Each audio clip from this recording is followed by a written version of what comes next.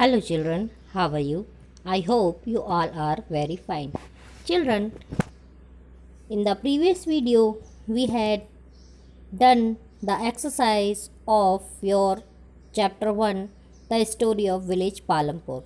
We had solved the questions 1 to 6. Today we will do the another questions. So get ready to make the important notes of your exercise.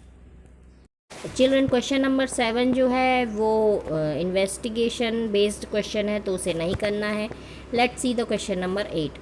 What are the different ways of increasing production on the same piece of land? Use examples to explain. So let's see the answer. The different ways of increasing production on the same piece of land are multiple cropping. It is the most common way of increasing production on a given piece of land. Under it, more than one crop is grown on the same piece and during the year. Indian farmers should grow at least two main crops in a year. In India, some farmers are growing a third crop also over the past 20 years.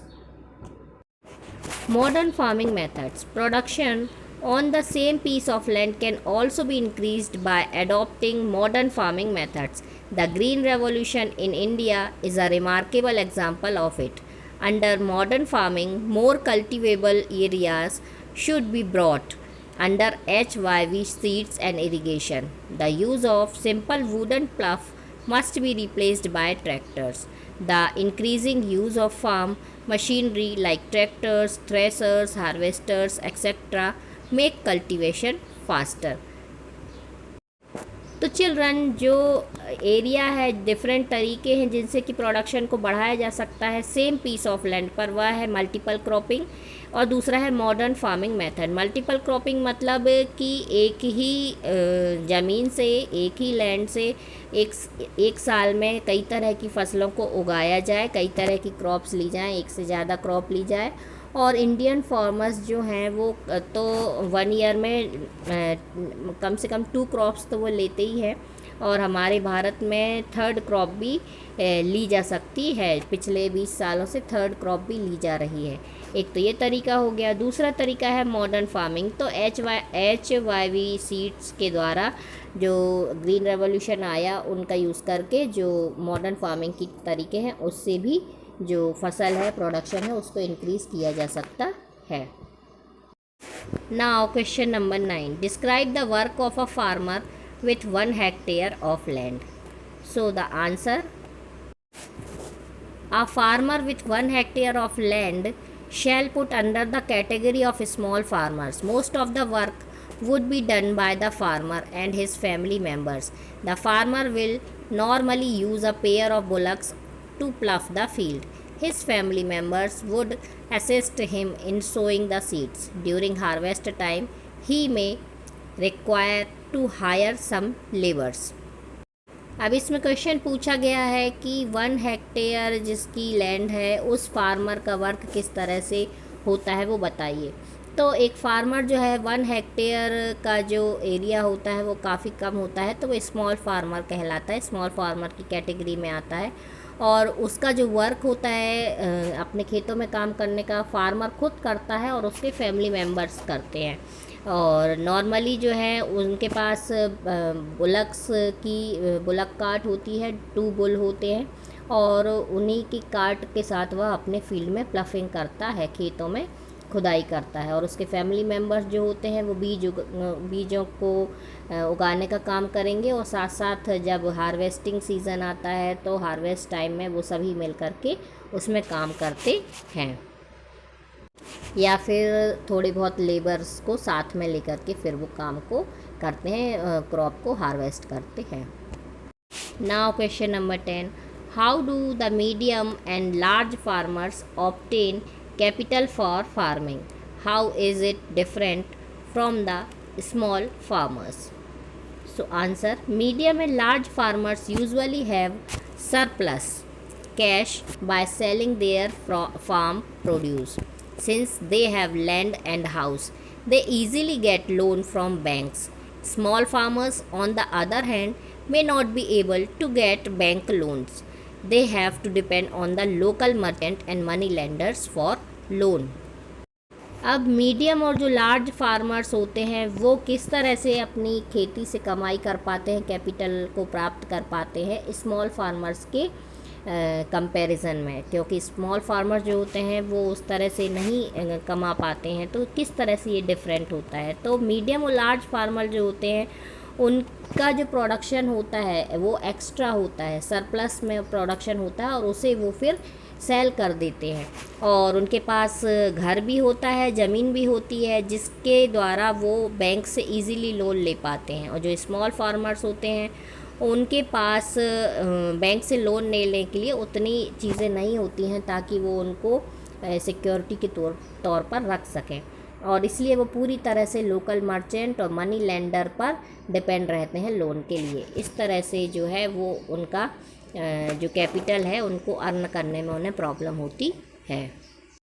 Now question number 11, on what term did Savita get a loan from Tejpal Singh? Would सविता's condition be different if she could get a loan from the bank at a low rate of the interest? अब सविता ने loan लिया तेजपाल सिंह से उसकी terms पर, तो सविता की condition जो थी वो बहुत गड़बड़ हो गई। तो क्या उसकी कंडीशन डिफरेंट हो सकती थी यदि वो लोन बैंक से लेती कम रेट ऑफ इंटरेस्ट पर? तो चलिए देखते हैं। Savita required money for buying seeds, fertilizers and pesticides and water for irrigation. She also needed money for repairing her farm instruments. So she decided to borrow money from Tejpal Singh, a large farmer in her village. Tejpal Singh agreed to give the loan of rupees 3,000 at an interest rate of 24% for 4 months. He also got her to agree to work on his fields during the harvest season for rupees 35 a day.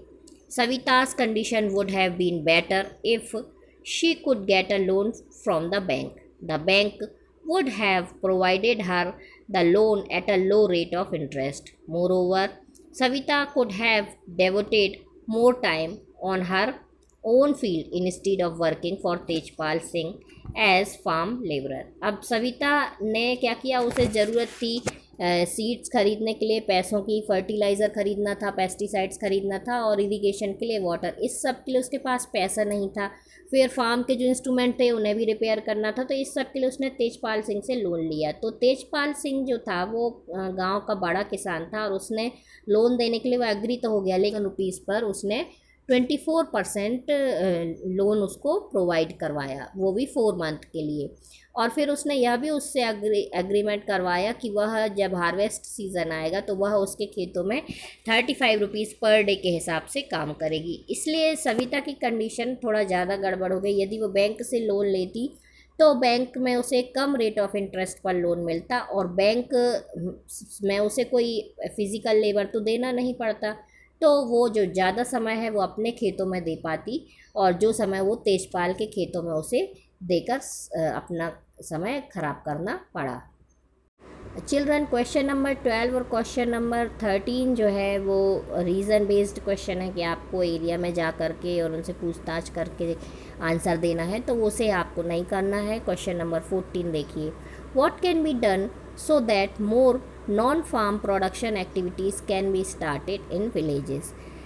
Let's see the answer. 3 things that need to be done to encourage non-farm production activities in villages. The government should set up schemes whereby landless laborers and small farmers are able to get cheap loans to start small individual or community businesses. In addition to financial assistance, the government should get up rural workshops to enable the villagers to build on their skill levels. The government should also work towards improving the infrastructure of villages so that the rural parts of the country are well connected to the urban areas. अब देखिए question है कि जो non farm production activities हैं वह village में किस तरह से स्टार्ट की जा सकती है और उसके लिए क्या क्या सुविधाएं उनको प्रदान की गई हैं गवर्नमेंट की तरफ से। तो तीन चीज़ें हैं जो कि नॉन फार्म प्रोडक्शन एक्टिविटीज़ के लिए गांव वालों को आकर्षित करती हैं। और पहली तो है कि जो गवर्नमेंट है, गवर्नमेंट ने बहुत सारी स्कीम्स चला रखी हैं लैंडलेस लेबर्स के लिए, स्मॉल फार्मर्स के लिए, कि चीप लोन उन्हें वो प्रोवाइड करेंगे, चाहे इंडिविजुअली कोई बिजनेस में स्टार्ट करना चाहते हो, चाहे कम्युनिटी के साथ। इसके बाद है फाइनेंशियल असिस्टमेंट में देखा जाए तो गवर्नमेंट को और क्या कर सकती है, वो क्या करना चाहिए। रूरल वर्कशॉप जो है, जो गांव में छोटी छोटी स्किल्स के साथ डेवलप की जा सकती है, उन गांव के लोगों को, विलेजर्स को अपनी स्किल्स को डेवलप करने के लिए कुछ ट्रेनिंग सेंटर्स भी उनको प्रोवाइड कराना चाहिए। फिर इसके बाद है द गवर्नमेंट को और क्या करना चाहिए। The government should also work towards improving the infrastructure of villages so that rural parts of the country are well connected to the urban areas। अब गवर्नमेंट को जो अर्बन एरियाज़ के साथ रूरल एरियाज़ हैं उनको वेल कनेक्टेड करने के लिए जो विलेजेस के इंफ्रास्ट्रक्चर्स हैं और ट्रांसपोर्ट सिस्टम है और बाकी की चीज़ें हैं उनको और ज़्यादा इम्प्रूव करना चाहिए, ताकि जो गांव है, वो गांव के जो लोग हैं वो ज़्यादा एनकरेज हो सके नॉन फॉर्म एक्टिविटीज़ पर, जो कि लैंडलेस लोग हैं। तो चिल्ड्रन, इस तरह से यहाँ आपका ये चैप्टर की एक्सरसाइज फिनिश होती है। In the next video we will do the other exercise.